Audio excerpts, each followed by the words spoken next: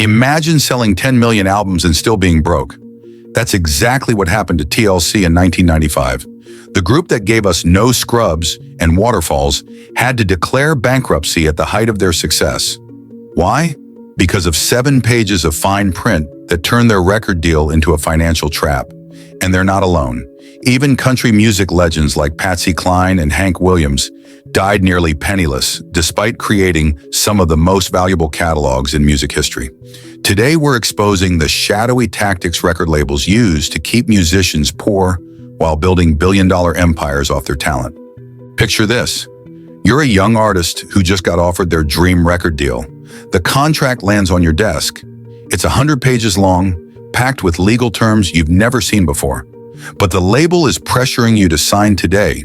They're waving a $500,000 advance check in your face. Sounds great, right? What they don't tell you is that advance isn't a gift, it's a loan, and you'll be paying it back through every album sale, every stream, and every tour ticket. Let's break down how these contracts actually work. That advance? You're paying it back with interest, but not from your own pocket, from your future earnings. The label deducts it from your royalties, which typically start at just 10 to 15% of your music's revenue. But wait, it gets worse. Before you see a penny of that 15%, the label takes out fees for marketing, music videos, studio time, and even the cost of pressing your CDs or vinyl. Think about that math for a second. If your album sells for $10, you're entitled to $1.50, but the label says you owe them $50,000 for the music video, $100,000 for marketing, $25,000 for studio time, and $10,000 for album artwork. You'd need to sell over 123,000 albums just to break even. And remember, that's not counting the advance you need to pay back. But the financial trap goes even deeper. Hidden in those contracts are clauses about recording funds and promotional expenses. Labels can charge artists for everything from flights to photo shoots, right down to the water bottles in the studio. Every expense becomes a debt that gets subtracted from your royalties. They'll even charge you for the copies of your own album they give away for promotional purposes. Remember Patsy Cline? Her hit Walkin' After Midnight dominated the charts in 1957, but her contract with 4-Star Records meant most of those profits went straight to the label. They even restricted what songs she could record, forcing her to pick from a catalog they own. Another way they doubled their profits while keeping her earnings low. The label made millions while Patsy struggled to make ends meet, even at the height of her fame. The most insidious part, these contracts often include what's called a minimum delivery commitment. This means you're locked into delivering a specific number of albums, but the label isn't obligated to release them. They can keep you under contract without letting you release music anywhere else. It's a form of artistic imprisonment that's been used to silence artists who try to renegotiate their deals. Modern artists aren't immune to these tactics. Labels have just gotten better at disguising them. They'll offer seemingly artist-friendly terms on the surface, while bearing the real costs in legal jargon. One major artist recently revealed they had to pay $300,000 just to audit their label's accounting. Money they lost when the audit showed everything was technically legal according to their contract. And speaking of modern artists trapped by these contracts, you won't believe what happened when JoJo tried to release new music after turning 18. Her story shows just how far labels will go to maintain control. Remember JoJo? After signing at age 12, her label Blackground Records effectively held her career hostage for 7 years. Despite having multiple hits like Leave, Get Out, and Too Little Too Late, the label refused to release her new music or let her sign elsewhere. By the time she finally escaped her contract through legal action, she had lost her entire teenage career, prime years that she'll never get back. But JoJo's story isn't even the most shocking example of label exploitation. Let's talk about TLC's bankruptcy. In 1995, TLC had 4 #1 singles, 2 multi-platinum albums, and were one of the biggest groups in the world. Yet each member was making less than $35,000 a year, less than their security guards. Why? Their contract with LaFace Records was structured so that after deducting recording costs, marketing expenses, and the advance they'd received, they were left with pennies from each album sale. This pattern repeats throughout music history. Prince, yes, the legendary Prince, was so frustrated with Warner Brothers Records that he wrote "slave" on his face and changed his name to an unpronounceable symbol. The label owned his master recordings and controlled his release schedule. They could even prevent him from performing his own songs live. Prince had to release 5 albums in 2 years just to fulfill his contract and regain control of his career. The exploitation doesn't just target pop stars. Hank Williams Sr., one of country music's most influential figures, was forced into a punishing schedule of recordings and performances. His label MGM Records took advantage of his contract to demand hit after hit while keeping most of the profits. The stress contributed to his declining health, and he died at just 29, leaving behind a catalog worth millions, most of which his family would never see. Even in the 2000s, these predatory practices continued. Death Row Records was notorious for withholding royalties from artists through creative accounting. They would charge artists for everything from studio time to the bodyguards the label insisted they needed. One former Death Row artist revealed they received a bill for $80,000 for a recording session that lasted just 3 days. But perhaps the most absurd case was that of 30 Seconds to Mars. Despite selling millions of albums, their label EMI claimed the band still owed them $1.4 million. The band had to fight a $30 million lawsuit just to get out of their contract. This led their frontman Jared Leto to make a documentary called Artifact, exposing the industry's exploitative practices. Speaking of massive debt, let's talk about how modern record deals have evolved into something even more dangerous: the 360 deal. Imagine giving away not just your music profits, but a percentage of everything you earn as an artist. That's exactly what happened to... Remember when record labels just wanted a piece of your music? Those days are long gone. Enter the 360 deal, a contract that gives labels a cut of literally everything an artist makes. Touring? They get a percentage. Merchandise? They take their share. Instagram sponsorship? They want that too. Even if you start selling paintings on the side, some 360 deals let labels claim a portion of those profits. Lady Gaga's early career highlights just how brutal these deals can be.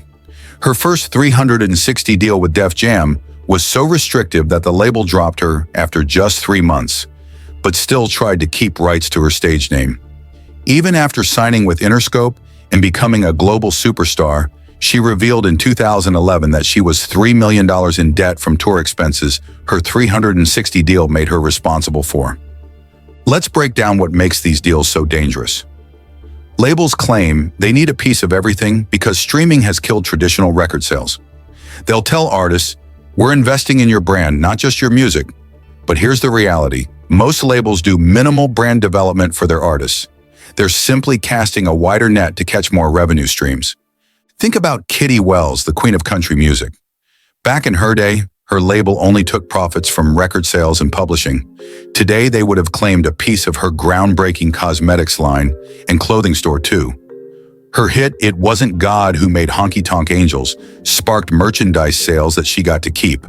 Something today's artists often can't do under 360 deals. The most disturbing part? These deals often include minimum performance requirements. An artist might have to maintain a certain number of social media followers, perform at specific events, or meet merchandise sales quotas. Fail to meet these requirements and you're in breach of contract, but still bound to the label. One major pop star recently revealed that their 360 deal required them to post on social media 3 times per day, with the label having approval rights over each post. Miss a post, and they could withhold touring revenue. This level of control extends beyond art into an artist's personal life. But perhaps the most valuable thing these deals let labels control is an artist's master recordings. Taylor Swift's very public battle over her masters exposed how deep this problem goes. And speaking of masters, you won't believe what one label tried to claim they own. When Taylor Swift found out her entire music catalog had been sold without her knowledge, she didn't just get mad, she got even. She announced she would re-record all her early albums, creating new Taylor's versions that she would fully own. But this fight for master recordings isn't new. It's been the music industry's biggest power grab for decades. Master recordings are the original versions of every song an artist records. Own the masters, and you control everything, from where the song can be played to who gets paid when it's used. Labels traditionally demand ownership of masters in exchange for recording costs. But here's what they don't tell you. Those recording costs are usually paid back by the artist through their royalties anyway. Think about this. Michael Jackson bought the Beatles' master recordings for $47.5 million in 1985. By the time he died in 2009, those same masters were valued at over $1 billion. The Beatles themselves didn't see a penny of that increase in value. This same pattern played out with Johnny Cash's early recordings at Sun Records. The label owned everything, and Cash had to watch as his iconic songs made millions for others. The numbers today are even more staggering. When Big Machine sold Taylor Swift's masters, they went for $300 million. Swift herself was never given the chance to buy them. Instead, she was offered a deal. She could earn back one old album for each new album she recorded. That's like telling someone they have to work extra years just to earn back the salary they already earn. But here's where it gets really interesting. Some modern artists have found creative ways to fight back. Frank Ocean fulfilled his contract with Def Jam by releasing a visual album called Endless, then released his actual album Blonde independently just 24 hours later. He kept the masters and made millions more than he would have under his label deal. Artists like Russ and Chance the Rapper proved you can succeed without giving up your masters at all. Russ made over $15 million independently just through streaming, keeping every one of his master recordings. But what most people don't know is that even if you manage to keep your masters, labels have another way to take your money, through the fine print of touring contracts. And wait until you hear about the hidden fees that turned one artist's sold-out arena tour into a financial loss. Ever wonder why artists tour constantly even when they have hit albums? Here's the dark truth. Touring has become most artists' only path to real income. But even that road is filled with hidden financial potholes engineered by record labels. Remember Loretta Lynn's relentless touring schedule in the 60s? She played 200 shows a year because her record contract left her with almost nothing from album sales. Today's artists face an even tougher situation. Labels now demand a cut of touring revenue through 360 deals, while still making artists cover all the expenses. Let's break down the costs of a modern tour. One platinum-selling artist recently revealed their shocking touring expenses: $400,000 for buses and trucks, $300,000 for sound and lights, $150,000 for crew salaries, all before playing a single show. Their sold-out arena tour grossed $5 million, but after the label took their percentage and expenses were paid, the artist walked away with just $150,000 for 6 months of work. Merchandise sales, traditionally an artist's financial lifeline, have become another profit center for labels. Artists typically keep all merch revenue at shows, but through 360 deals, labels now take 15 or 30% of merch sales. Even worse, venues demand up to 30% of merch sales just for the right to sell in their building. One artist revealed they make more profit from selling $30 worth of merch online than $100 worth at their own concert. The financial acrobatics get even more complex.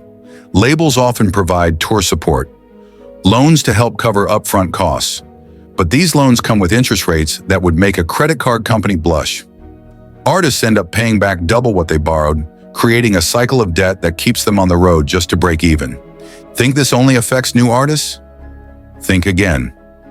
Even established stars get caught in the trap. Rihanna's 2010 Last Girl on Earth tour sold out arenas worldwide. But after her label took their cut and expenses were paid, she reportedly lost money. The same thing happened to TLC at the height of their fame. They ended up owing money after their most successful tour. But touring isn't even the end of it. Wait until you hear how streaming platforms and labels work together to ensure artists see just a fraction of a penny from their most popular songs. The numbers will shock you. Ever wondered how much your favorite artist makes when you stream their song? Let's do the math. For every $100 in Spotify streaming revenue, the label typically takes $50, $80. The platform keeps $30, and the artist gets what's left, usually between 0.03 and 0.005 per stream. That means an artist needs about 250 streams just to make enough to buy a gumball. But here's what they don't tell you about streaming. Labels have cut secret deals with platforms that they never share with their artists. In 2009, Universal Music Group received $1 billion in Spotify stock as part of their licensing agreement.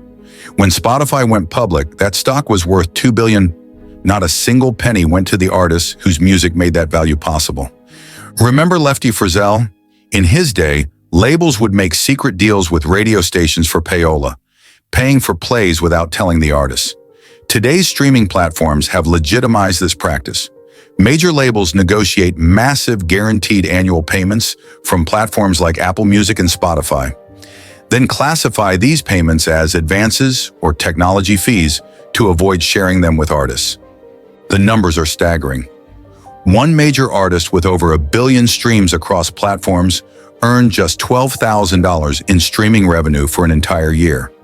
Why? Because their label contract was written before streaming existed, letting the label classify streaming under the new technology clause, which gave them a higher percentage of revenue. Even worse, labels have found ways to manipulate streaming numbers. They create playlists filled with short songs, often just 31 seconds long, the minimum length needed to count as a stream. These songs are designed to maximize streaming revenue while minimizing artist payouts. One label executive accidentally revealed they made more money from these playlist farms than from their legitimate artists. The most disturbing part? Labels often own pieces of the streaming platforms themselves. When Warner Music Group negotiated their deal with Spotify, they received stock options as part of the agreement. This means they profit twice, once from the streaming revenue and again from the platform's success. Meanwhile, artists are told to be grateful for exposure. But some artists have started fighting back against this system, and their methods are revolutionary. Wait until you hear how one rapper turned down a $3 million deal and made $20 million independently instead. The music industry's biggest secrets often come out in courtrooms. Kesha's legal battle against her producer, Dr. Luke, exposed the dark underbelly of recording contracts. She spent years fighting to escape her contract, while watching her peak career years slip away. The court documents revealed something shocking. Even if she earned nothing, she'd still owe the label money for promotional costs. The artists who fight back often face career suicide. When Kanye West sued Universal Music Group and Sony ATV Music Publishing, he published over 100 pages of his contract online, exposing the industry's hidden practices. His contracts revealed that after 20 years of hit songs, 5 of his albums still technically weren't profitable, according to the label's accounting. But the most revealing cases never make it to court. Labels often include arbitration clauses that force artists to handle disputes privately. Merle Haggard discovered this the hard way when he tried to audit his label's books in the 1960s. Unable to take them to court, he had to accept their numbers, even though he suspected millions in unpaid royalties. These legal battles aren't just about money, they're about controlling artists' careers. Take the case of De La Soul. For decades, their classic albums were kept off streaming platforms because their 1988 contract didn't include digital rights. The label claimed ownership of their music, but refused to put in the work to clear samples, effectively erasing their legacy for a new generation. The Recording Industry Association of America, RIAA, spends millions lobbying Congress to maintain these power structures.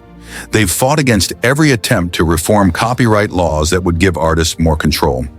Meanwhile, the same labels that claim they can't pay artists more somehow found $500 million to buy catalogs from established stars in 2023 alone. One artist collective tried to challenge these practices by forming a union. The label's response? They blacklisted every artist involved, leaked their personal information, and spread rumors about drug use to radio stations. These tactics might sound illegal, but they're protected by carefully worded contracts that artists signed years ago. But there's hope on the horizon. A new generation of artists is completely bypassing the traditional system, and their success is forcing the industry to change. When you hear how much money these independent artists are making, you'll understand why labels are terrified. The music industry's best-kept secret? You don't need a record label anymore. Chance the Rapper made history as the first artist to win a Grammy without a label or physical album sales.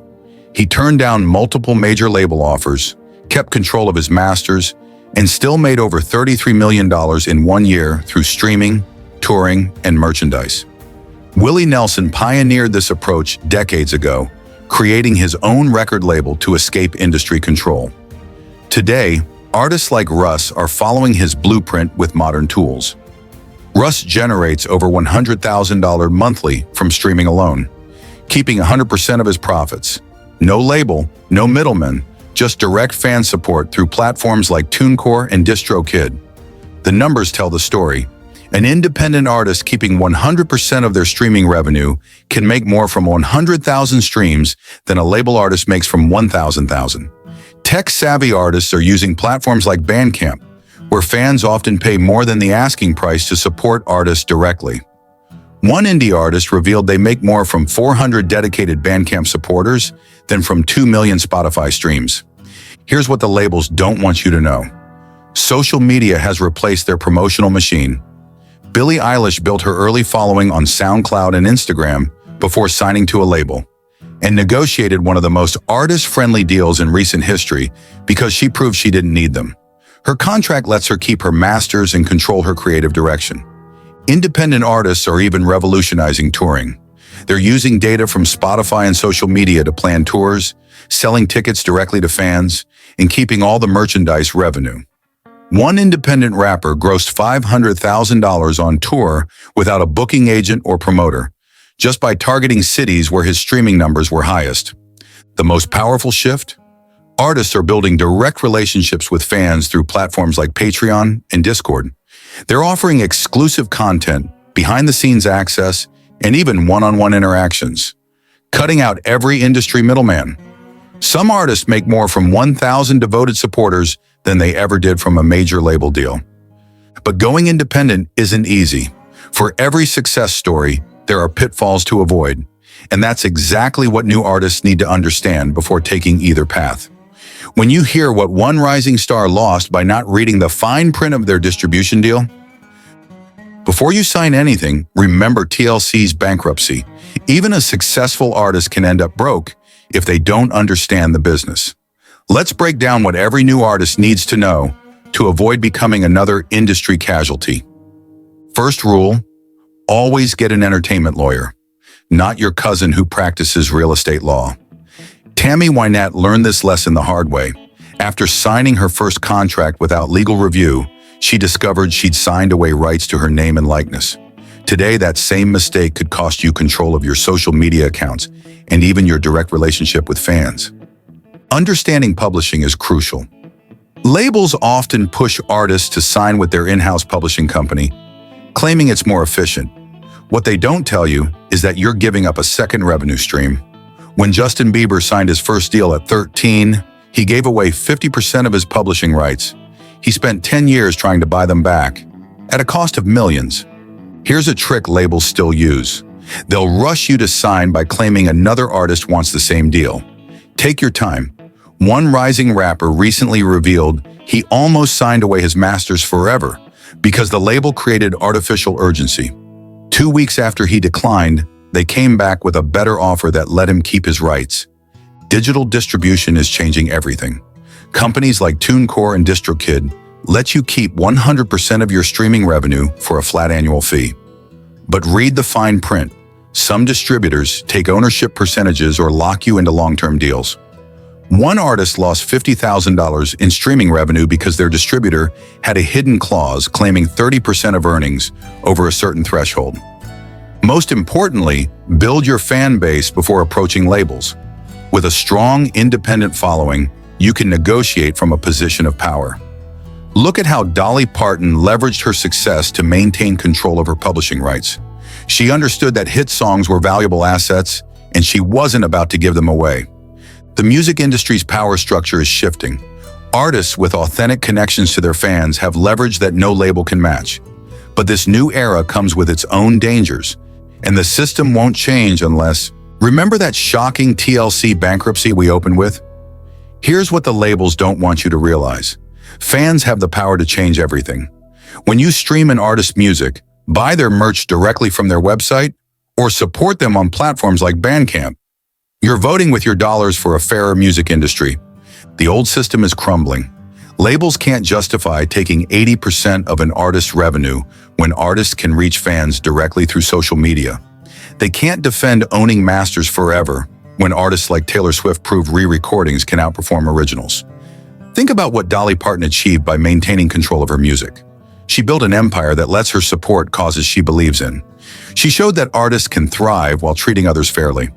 Now, a new generation of independent artists is following her example, proving that success doesn't require signing away your rights. The future of music is in your hands. Support artists who maintain their independence. Follow them directly on social media.